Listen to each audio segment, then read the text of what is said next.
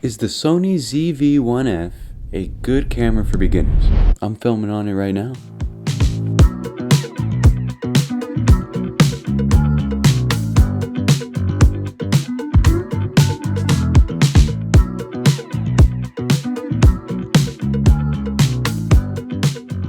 As a beginner myself, I think yes. It's portable. I take this thing everywhere I go, even when I know I'm not going to film something. It's like having a disposable camera that shoots in 24, 60 FPS, slow motion, regular video, and pictures.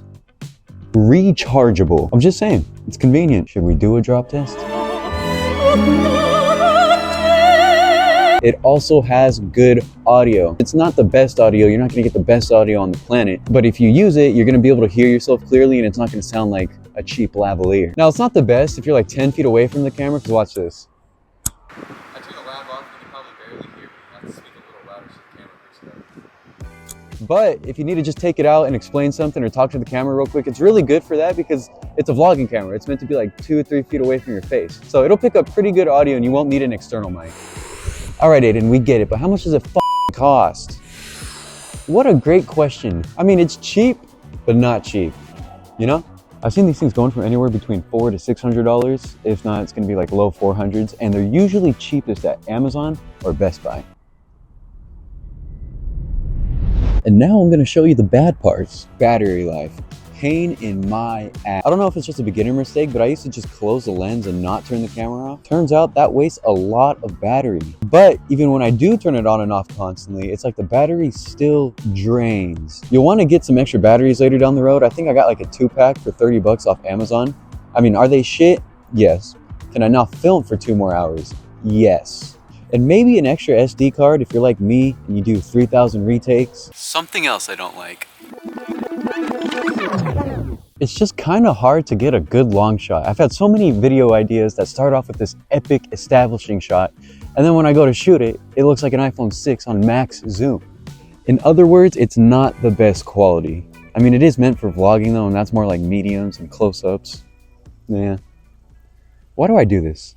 Contradict my own opinions. It's like I'm talking to myself. I mean, I'm talking to myself right now. I have a device in my hand and I'm speaking to nothing. I am slowly losing my grip on reality. And now I'm back inside. Want to see something cool? 40.5 millimeter threading. You know what that means? You can attach a lens to this camera. So if you get to the point where you know the camera front to back, you still got a little more room to play with. I've gotten to the point where I know everything about the camera as far as the settings and how to use it, where to use it, how far away and how close I should be. So I started thinking maybe I need a new camera. But I really don't, because the lens fitting on this allows me a little more wiggle room to learn a little more about something. It's kind of like an introduction into lenses. You know what I mean? Because you can't fit everything onto it, but you can fit some. So I have this wide angle lens and I ordered this sun filter right here, and hopefully it gets here in the next few weeks, but I can now like kind of max this camera out instead of just jumping straight into a new one. I also need to buy a new mic and a camera rig. I need a new gimbal too. So there's plenty of things you can do before you actually upgrade to a different camera with the ZV-1F. It may have very limited accessories you can use or attach to it, but as far as I know, it's really good for just starting out.